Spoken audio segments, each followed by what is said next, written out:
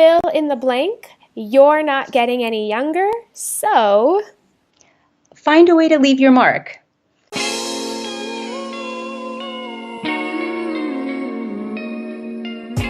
you! Yes, you! Welcome to the You're Not Getting Any Younger podcast, a podcast for people who want to disrupt their lives for a good reason, to make it count. I'm your host, Jen Glantz, and every week I'll drop a new episode with stories from real people just like you, who woke up one morning and decided to make big changes, starting with small things. We'll cover topics like entrepreneurship, love, failure, and self-care. Hey, you're not getting any younger, so let's make this an adventure. Ready?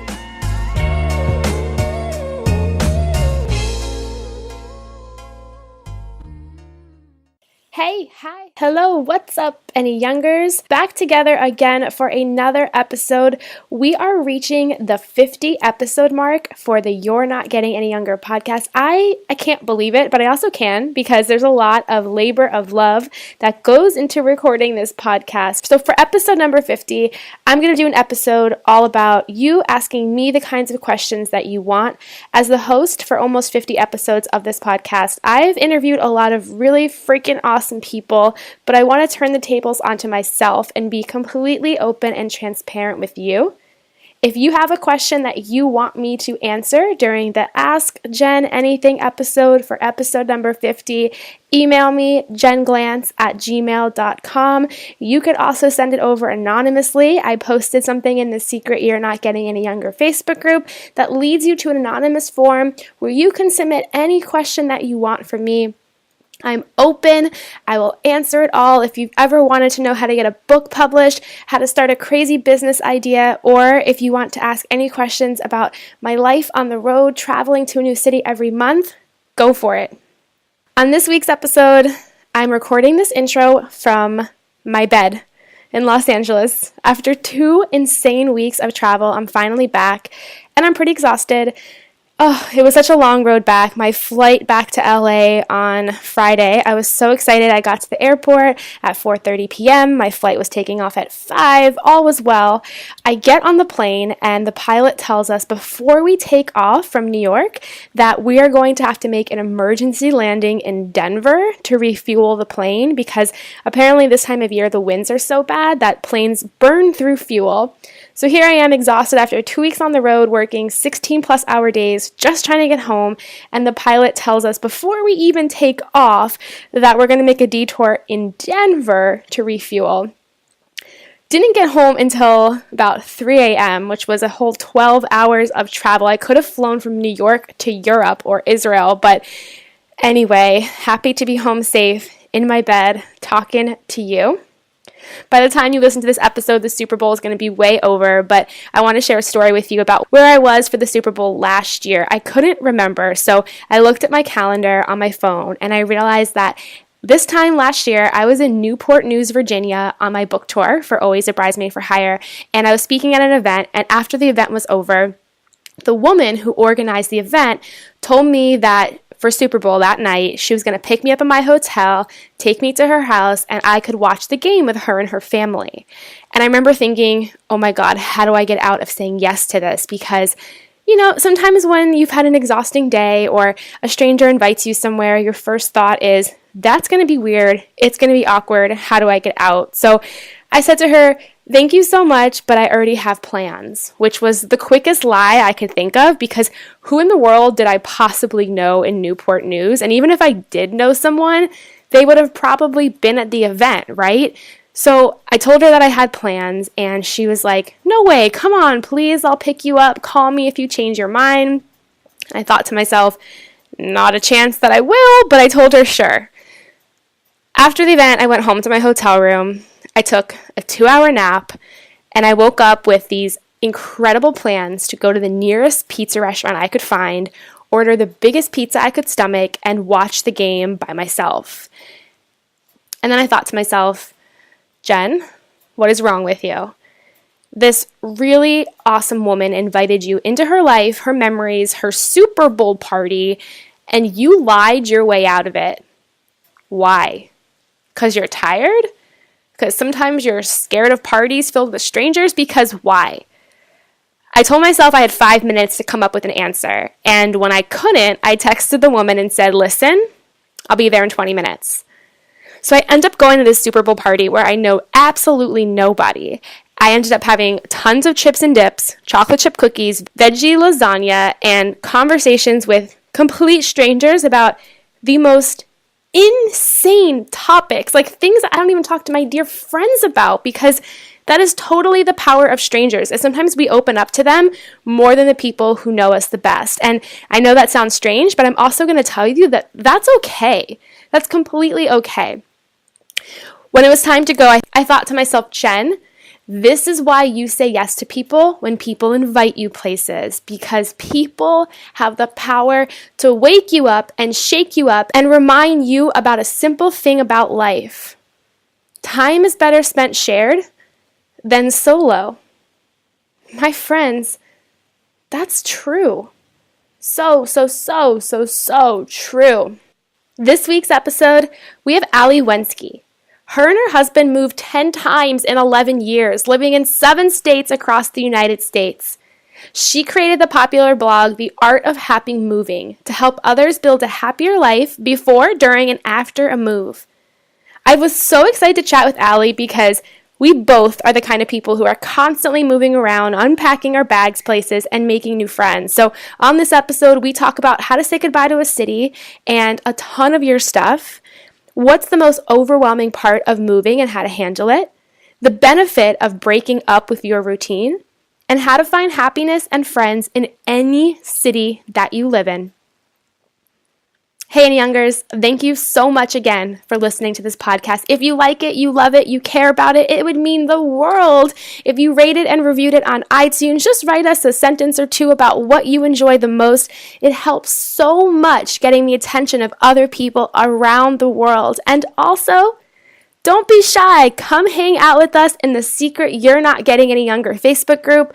I hope to see you there.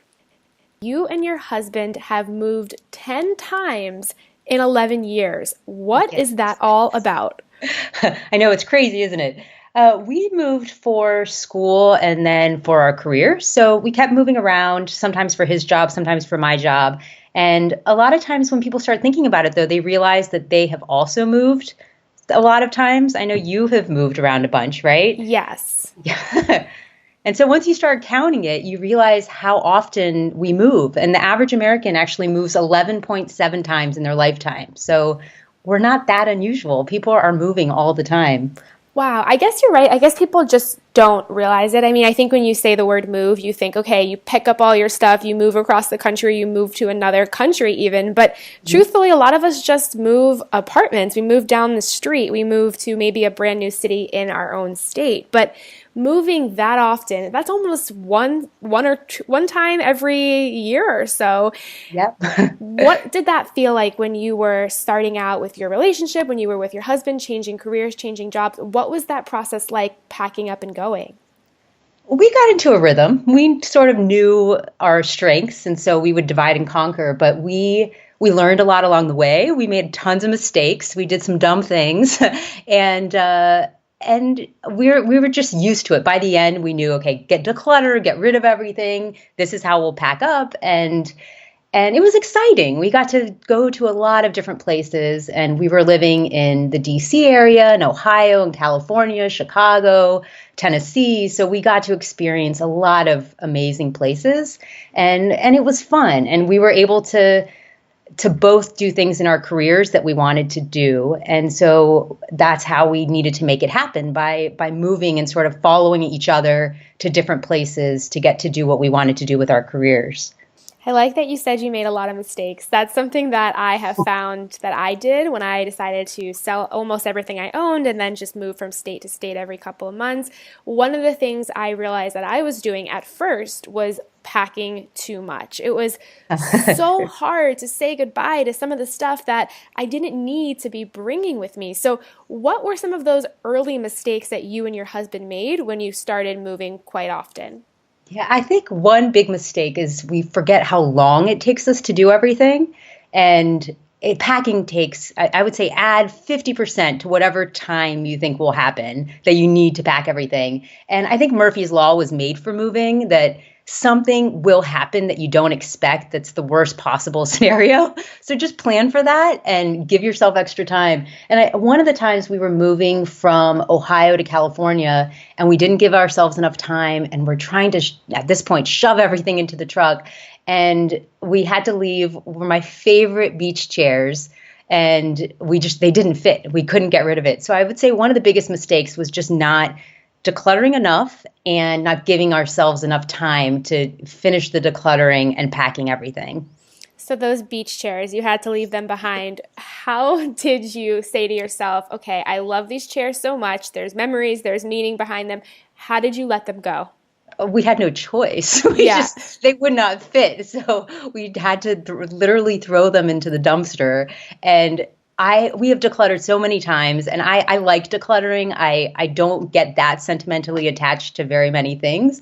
And the only thing I've ever missed were those 2 beach chairs, which we bought at like CVS Pharmacy. They were $10, and we ended up rebuying them in 2 other separate moves because it was one of those things that I loved those chairs. So we ended up rebuying those 2 things, those 2 chairs, and sometimes you just need to let things go, though. That's so funny that you've rebought them. And it's also funny that it's an item that, wasn't that expensive. You bought somewhere that, is a typical store. It's usually those items that we miss the most. It's not, I've thrown away, and I'm sure you have, very sentimental things like yearbooks or photos or things you think for many years that you can't live without, but you never miss those things, right? It's usually like the everyday things you wish you had.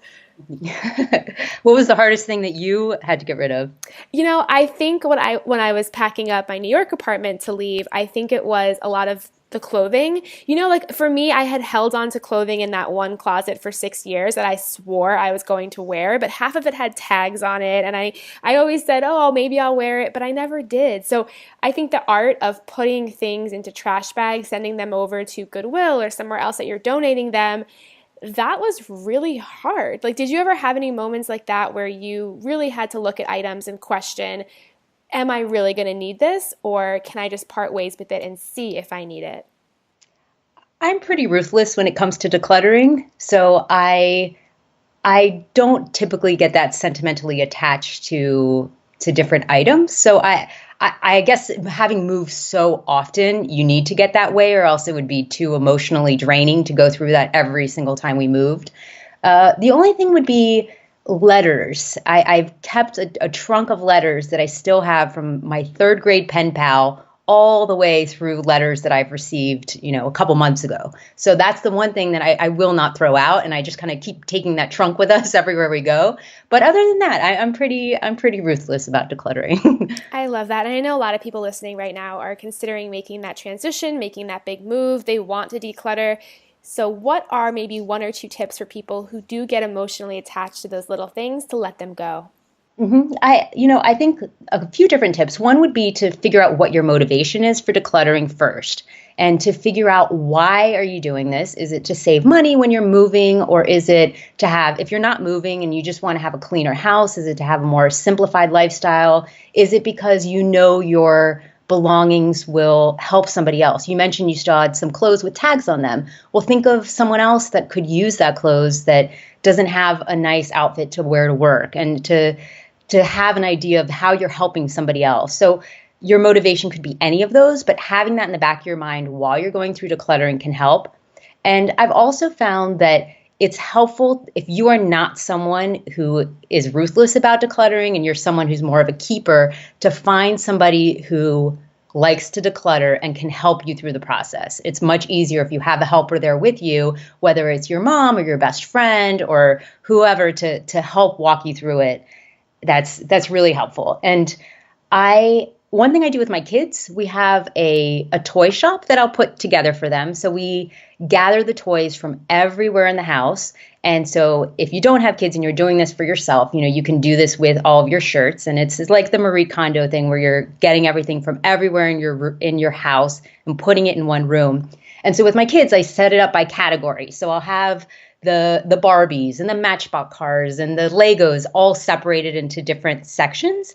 And then we open up a toy store. So we always do this the weekend after Halloween. So we have tons of candy to get us through it.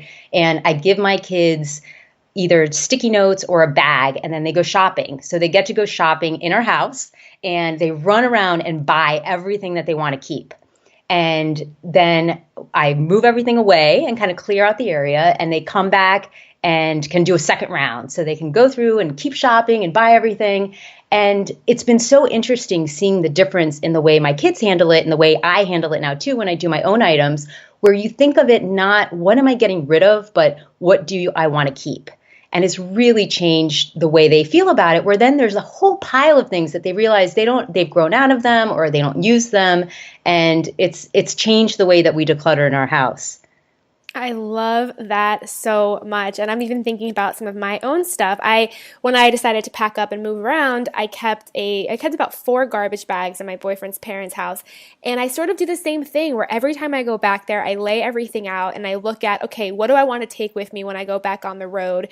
And usually it's none of that stuff. And it's almost just like the toy shopping. You think you want something, but then once you let it go, you don't really miss it. You don't think about it. You sort of realize it could be better off given to somebody else. So I think that's a great thing to do, especially in the sense of it tricks your mind into thinking, oh, we're giving this away right now, or let's part ways with it for a little while and see if we need it, see if we miss it. Mm-hmm. Yes. You moved to a bunch of different states. Did you have a state that you went to and said, wow, I never thought I would like it here? Like, what were some of your cool moving stories of places that you realized, this does feel like home? Well, I think we were in different places for different parts of our lives. So we really loved being in all the different states. When we were living in DC, we were newly married and we could go and hang out at the mall, next to the Washington Monument, watch movies at night and go do all the free things that DC has to offer.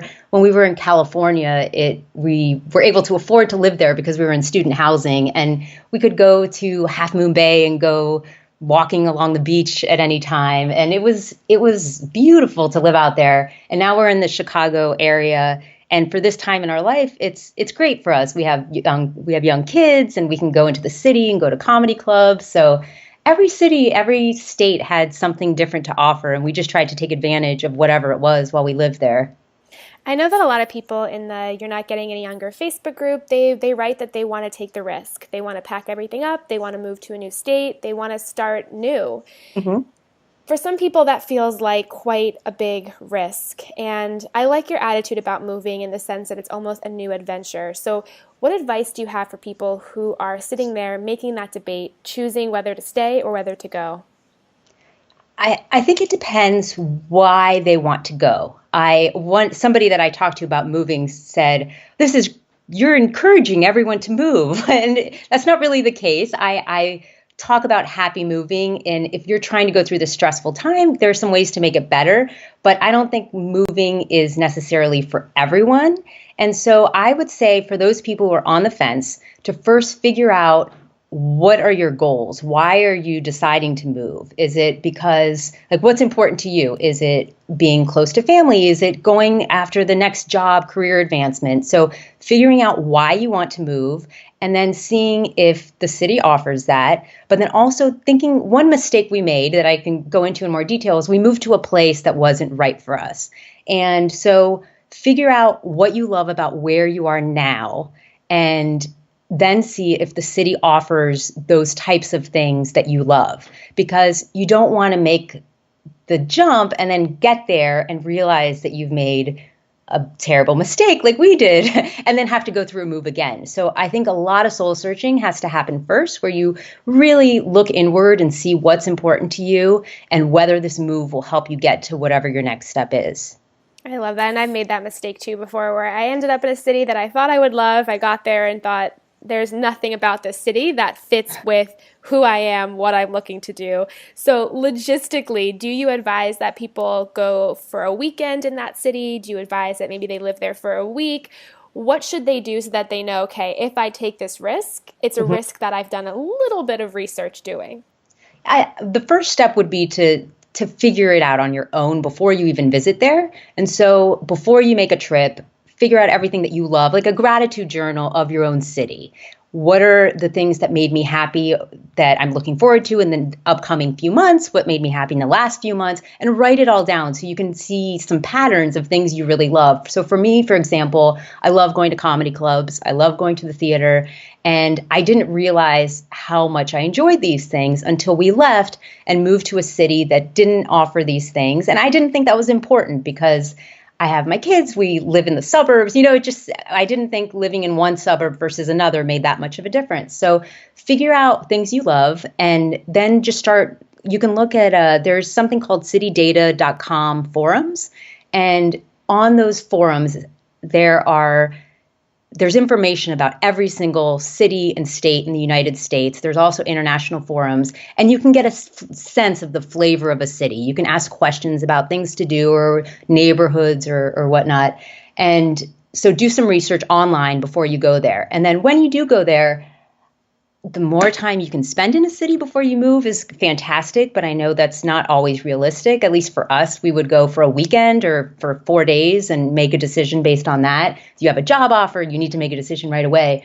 So if you have a limited time frame, I would say at the minimum, make sure you're there during a weekday and a weekend and live the life that you would live. So commute to work during the commute time, during rush hour, and if possible, stay in an Airbnb or VRBO instead of staying at a hotel so you can live like a local.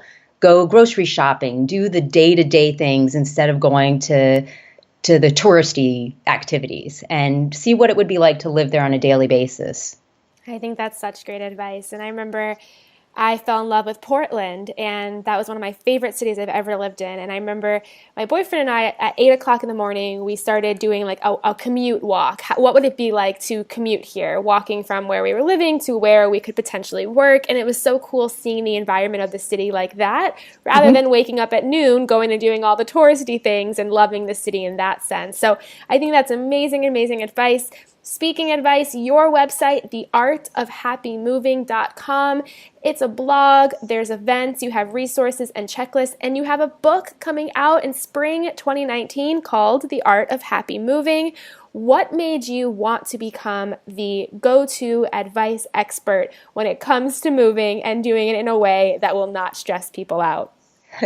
I definitely never set out to be a moving expert because that would be crazy. So this was just life took me in this direction. And I'd mentioned that we had had a difficult experience and we moved to Knoxville, Tennessee from Chicago. And it took me about 6 months to make a friend. And that had never happened to me before, where usually we were moving to somewhere where we might know somebody or where we were starting school or had some way to meet people. And this was a very different experience. And I realized if I had this experience, and I'm pretty outgoing, I'm willing to throw myself out there and say hi and introduce myself. And if I was having this experience, I figured a lot of people were probably going through something similar. So I started up a company called Friend Matchup. And it was like Match.com, but for friends only, platonic friendships for people who moved to a new area. And it was so interesting how people found me from all over the world. And I had hardly done any marketing, but there was people that would contact me and say, I'm in Paris, I don't know anybody, I'm so lonely, and I don't know how to meet people. And so I was working on this website for a while, and I realized I just did not have the amount of money I needed to make it what it had to be in terms of marketing, and insurance is really expensive because you're putting strangers together. And so I decided to shut that down, but I had written for that website, for my own website, and I decided I'm just going to keep writing. At least people know they're not alone, and to provide tips on how to make friends if you are in this situation. So that's how I started my blog. And then my book, it's coming out on May 7th. Your website has so many good tips, whether people are moving cross country or just moving locally. And I love that you talk about making friends. So I've traveled a lot. I've moved a lot. Making friends is probably one of the hardest parts, especially when you've been living somewhere for a while. Your friends live down the block. You have your routines. So I want to talk about a couple of things here. You give a lot of advice on how to make new friends in a city, but what are one or two things that a person who moves to a brand new place can do to start finding those friendships? One thing I think people don't think about is they're worried about making friends when they move somewhere, but they don't think about making friends before they move there. And that would be my number one tip that is very easy to do, but people don't often think about it. So before you move, tell everyone that you know that you're moving to San Antonio. And even if you don't know anyone in San Antonio, somebody knows somebody who knows someone that can put you in touch. And it doesn't matter if this person is single or married or older or younger or male or female. It doesn't matter at all. Just having a connection in a city is very helpful because they can guide you about, neighborhoods and restaurants and all that, but they can also introduce you to other people once you arrive. And it's so much easier to go from knowing one person to expanding it to two people and more than going from knowing nobody and then trying to meet that first person. So number one tip is make friends before you move to a city. Can't stress that enough, how good of an idea is. When you said that, I literally am sitting here thinking, oh my God, that is the greatest piece of advice, because most people, they worry about that after they've settled in. And then by that point, it's like, what do you do? Where do you go? You're already starting to feel lonely. So I think that is such a good tip. On the flip side, this is one thing I've struggled with, is maintaining relationships with friends in cities you no longer live in. So as somebody like yourself who has moved so often, has it been a struggle to maintain friendships with people from cities of the past? I love my friends so much, and I devote as much time as possible as I can to all of my friends that live across the country. And so I make an effort to get together with those friends. And so some of my college friends, we get together once a year. Or if there are people that, they're in California, I try to make trips out there every couple years or something. So making sure to have vacations planned where I set it up around seeing some of the people that mean a lot to me. And then, of course, there's texting and email, but setting up girls' weekends is so important for maintaining those friendships because people are busy and they move on. But if you make the effort to get together, then I think that's the best way to keep those relationships strong. I agree. And I think that, maintaining friendships can certainly be a hard thing to do, but especially if you are the one going to a new city, having maybe planning a trip for your friends to come visit or something like that, just getting creative, keeping in touch it's always such a hard thing to do. But I want to ask you about routines. I know that one of the biggest reasons why I decided to move out of New York and city hop for a while was because I fell such a victim to my own routine. I walked around the same blocks, I ate at the same places, I didn't value the place I was living in. So when you move somewhere, do you think it's good to find a new routine, keep your old one? How do you feel about routines when you're constantly on the go? If you're moving, it's one of the best times to change everything. This is a fresh start for you. If there are routines you love, then sure, keep with it. If you are exercising every day and that is something that energizes you, absolutely keep with those routines. But if there's anything you want to change, moving will help you. Moving will help you get into better shape. It'll help you quit smoking. There's this research that has shown that 36% of people who have successful habit changes, it's because they've moved.